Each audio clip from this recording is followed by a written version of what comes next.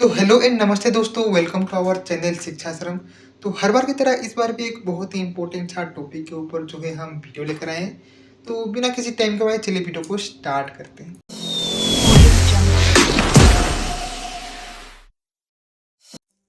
तो जैसे कि आप थंबनेल में देख सकते हैं कि आज हम देखेंगे important chapters and topics for next IIT exams.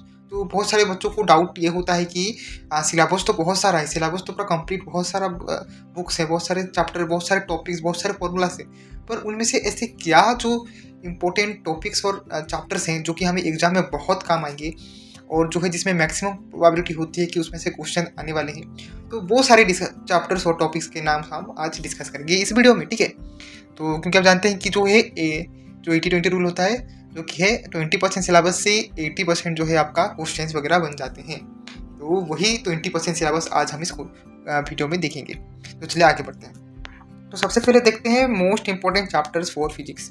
तो जैसा कि आप जानते हैं कि सबसे पहला होता है कि मॉडर्न फिजिक्स। तो मॉडर्न फिजिक्स जो है वो पार्ट बहुत ही इंपॉर्टेंट होता है आपका जो है नेक्स्ट और आईआईटी एग्जाम्स में, ठीक है। नेक्स्ट और आईआईटी ही नहीं, बाकी जितने भी एग्जाम्स आप देख लें, जेई, नीट, सीयूईटी, सब में ये जो चैप्टर्स मैं आपको कह रहा हूँ ये आपको इम्पोर्टेंट देखने को मिलेगा ही मिलेगा, ठीक है। तो ये चैप्टर्स आप जो है बिल्कुल भी मिस मत कीजिएगा। ऐसा नहीं कि बस यही चैप्टर आप पढ़ लिए, ऐसा बिल्कुल भी मत कीजिएगा। ये बाकी सब चैप्टर्स पढ़िए, जितना आपसे हो सके मैक्सिमम चैप्टर्स आप कंप्लीट करने का कोशिश करिए। बट जब आप ये चैप्टर्स पढ़ रहे हैं तब ये चैप्टर्स को आप एकदम और ध्यान से पढ़ने का कोशिश करिएगा, ठीक है।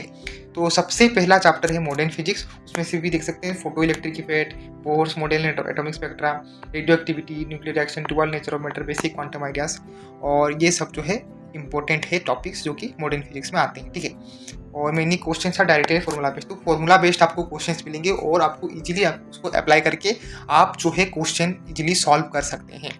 तो ये चैप्टर बिल्कुल भी ना छोड़िएगा। सेकंड है electrostatics, current, electricity and magnetism. तो इसमें देख सकते हैं कि इसमें आपको इलेक्ट्रोस्टैटिक में Coulomb's law, electric field and potential and capacitor, इन सब पोटेंशियल कैपेसिटर, इसमें बहुत अच्छे अच्छे सवाल बनते हैं। आप बिल्कुल भी इसको प्रैक्टिस करना बिल्कुल भी ना छोड़िएगा। आप एचसी वर्मा ट्राई कर सकते हैं या फिर बहुत सारे ऐसे बुक्स हैं, आप उसमें से इन चैप्टर्स के जो है क्वेश्चंस आप जो है सॉल्व कर सकते हैं, ठीक है। इन क्वेश्चंस के आप जो है एडवांस लेवल क्वेश्चन करना बिल्कुल भी ना भूलिएगा। ये आपको जो है हर एग्जाम और हर जो है जितने टाइप के भी कॉम्पिटेटिव एग्जाम से आपको ये चैप्टर्स सब में आपको अच्छे मार्क्स ला कर देंगे, ठीक है। उसके बाद इलेक्ट्रिसिटी में Ohm's law, Kirchhoff's law, resistor network, ये सब। उसके बाद मैग्नेटिज्म में है bio-Savart's law, Ampere's law, electromagnetic induction और फील्ड्स अराउंड सोलेनॉइड्स। तो ये सब था electrostatic, current, electricity and magnetism में। नेक्स्ट है आपका ऑप्टिक्स, जिसमें कि आपका लेंसेस एंड मिरर्स वाला सिस्टम। उसके बाद वाईडीएससी और इंटरफेरेंस, डिफ्रैक्शन एंड पोलराइजेशन, ठीक है। उसके बाद आपका थर्मोडायनेमिक्स, जिसमें कि आपका laws of thermodynamics, heat transfer, conduction, convection, radiation, Carnot engine सबसे इंपॉर्टेंट, और काइनेटिक थ्योरी ऑफ गैसेस, ये भी बहुत ही इंपॉर्टेंट है। उसके बाद आपका मैकेनिक्स में जो है आपका projectile motion, Newton's law, work energy theorem, ये तो बहुत ही इंपॉर्टेंट है, इसमें से अच्छे अच्छे सवाल बन जाते हैं, ठीक है। उसके बाद रोटेशनल मैकेनिक्स, उसके बाद एसएचएम, ठीक है। तो ये था आपका फिजिक्स। उसके बाद नेक्स्ट हम मूव करते हैं केमिस्ट्री में। केमिस्ट्री में भी आप देख सकते हैं, केमिस्ट्री भी एक बहुत ही स्कोरिंग सा सब्जेक्ट है, ठीक है। तो इसमें भी मैं आपको सजेस्ट करता हूँ कि मैक्सिमम टू मैक्सिमम आप जो है सिलेबस कंप्लीट करने का कोशिश करिए। और अगर आप जो है जब ये जो मैं आपको चैप्टर बता रहा हूँ, जब आप ये चैप्टर पढ़ रहे होंगे तब ये चैप्टर को आप और अच्छे से आप ध्यान दीजिए। और जो या फिर अगर आप ये वीडियो तब देख रहे हैं जबकि एग्जाम्स के लिए आपके पास बहुत लेस टाइम बचा हो, उस समय आप जो है सबसे पहले ये चैप्टर्स को कंप्लीट करने का ट्राई करिएगा, ठीक है। तो केमिस्ट्री में आपका periodic table and chemical binding, ठीक है, केमिकल बॉन्डिंग, जिसमें कि hybridisation, trends, PSC, PR theory, molecular structure, periodic properties, ठीक है। उसके बाद कोऑर्डिनेशन केमिस्ट्री में आपका नेमिंग और ज्योमेट्रिकल, आइसोमेरिज्म सबसे इंपॉर्टेंट होता है, आइसोमेरिज्म, इसमें भी अच्छे अच्छे सवाल आते हैं। उसके बाद थर्मोडायनेमिक्स, जैसे कहा फिजिक्स में भी था, और केमिस्ट्री का भी थर्मोडायनेमिक्स में आप जो है ये टॉपिक्स बहुत ही इंपॉर्टेंट है, तो देख लीजिएगा।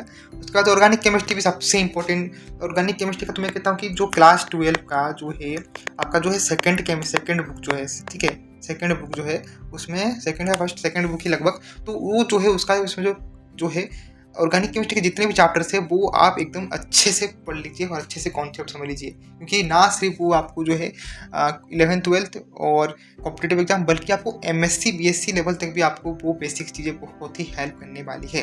वो SN1 SN2 reactions, elimination reactions, बाकी जितने भी रिएक्शंस है वो आपको फ्यूचर में आपको जो है हेल्प करने वाला है। तो ये चैप्टर आप एकदम क्रिस्टल क्लियर रखिए, ठीक है, ऑर्गेनिक केमिस्ट्री, ठीक है। तो तो अब हो गई केमिस्ट्री। अब देख चलते हैं बायोलॉजी की तरफ। तो बायोलॉजी जो है, बायोलॉजी भी अगर आप बायोलॉजी बैकग्राउंड से है तो आपको जो है बायोलॉजी आपको बहुत सारा मार्क्स जो है प्रोवाइड करने के लिए हेल्प करेगा, ठीक है। एक केमिस्ट्री है और एक बायोलॉजी है, ये आपको जो है एक अच्छे से अच्छे मार्क्स देने में आपका हेल्प करेगा, ठीक है। बाकी फिजिक्स मैथ्स में अगर आप अच्छे होंगे तो आपको वो रैंक आपका और सुधारेगा, ठीक है। पर ये केमिस्ट्री और बायोलॉजी जो है ये आपका मार्क अच्छा लाने के लिए आपको हेल्प करेगा, ठीक है। तो आपका भी आ रहा है तो बाकी सबका आएगा, तो इसलिए मेन कंपटीशन है फिजिक्स और मैथमेटिक्स में, ठीक है। तो आपका जो थर्ड सब्जेक्ट है तो उसको आप अच्छे से स्ट्रॉन्ग कीजिए। मैं तो कहता हूँ चारों के चारों सब्जेक्ट, आपके 3 सब्जेक्ट आप जो है अच्छे से अपना स्ट्रॉन्ग करके चलिए, ताकि जो है आपको किसी भी चीज़ का दिक्कत बिल्कुल भी ना हो, ठीक है। अपने आप पर डाउट बिल्कुल भी ना कीजिएगा। आप अपने ऊपर विश्वास रखिए कि आप कर सकते हैं। देखिएगा आप जो है आराम से ये सब निपटा लेंगे और एक अच्छे जगह अच्छे कॉलेज में एडमिशन आपका हो जाएगा, ठीक है।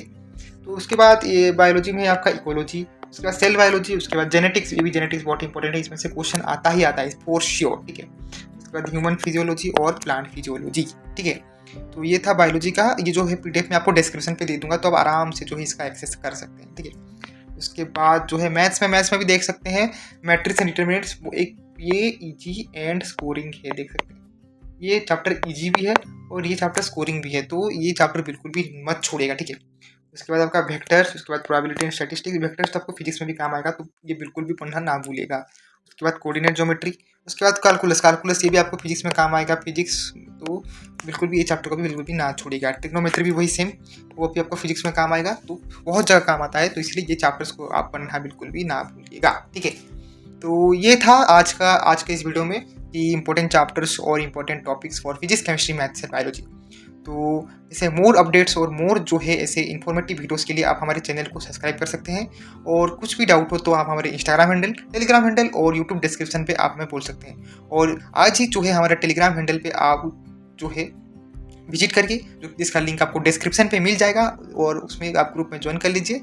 एक बहुत ही अच्छा कम्युनिटी बना है, जिसमें कि नेक्स्ट और आईटी एस्पिरेंट है, और आपको उसमें मेंटर्स भी मिलेंगे जो कि आपको इन टेक्स्ट आपको गाइडेंस देंगे। और ऐसे बहुत सारे अच्छे जो है चीज़ें होने वाली है उस जो है टेलीग्राम चैनल के थ्रू, तो ज्वाइन करना बिल्कुल भी ना भूलिएगा। तब तक के लिए इस वीडियो को यहीं रोकता हूँ। धन्यवाद और जय जगन्नाथ।